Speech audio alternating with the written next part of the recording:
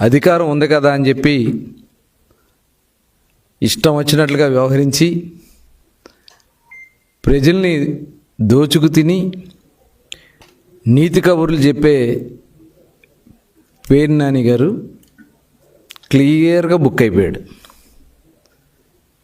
ఇవాళ ఈ కూటమి ప్రభుత్వం అరాచకాల్ని ఉపేక్షించం, గతంలో చేసినటువంటి మొత్తం అన్ని స్కామ్లు కూడా వెలుగు తీస్తాం. ఈరోజు మీరు చేసినటువంటి మీ తప్పిదాలే మిమ్మల్ని నడి రోడ్డు మీద బట్టలు తీసి నిలబెట్టాయి.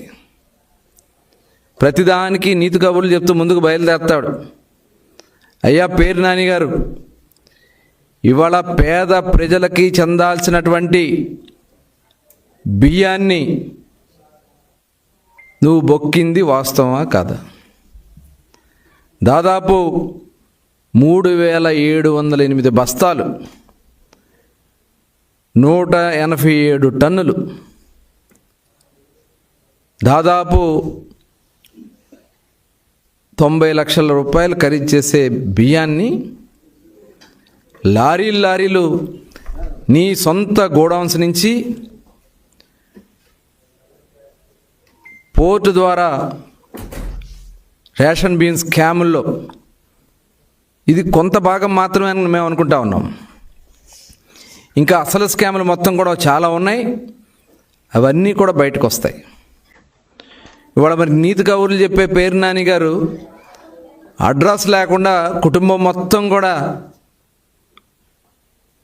గ్యాలప్స్ అయిపోయారు. ఏ గోడరికి పారిపోయాడో అడ్రస్ లేకుండా వెళ్ళిపోయి నిన్నొచ్చి మరి లెటర్ ఇస్తారు, బియ్యం పోయింది వాస్తవమే, డబ్బులు కట్టేస్తా అంటే దొంగతనం చేసి దొంగ వెళ్ళి డబ్బులు కడితే దొరైపోతాడా? అయ్యా పేరు నాని గారు, మీరు కూడా మీ సొంత గోడౌన్స్లో దొంగతనం చేసి ప్రభుత్వానికి నేను డబ్బులు కట్టేస్తానంటే నువ్వు సచ్చిరు కాదు.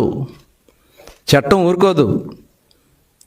చట్టం మిమ్మల్ని ఖచ్చితంగా ఇవాళ మీ అవినీతి దాహానికి మీ ఆడవాళ్ళని కూడా తీసుకొచ్చి రోడ్డు మీద నిలబెట్టారు కదయ్యా.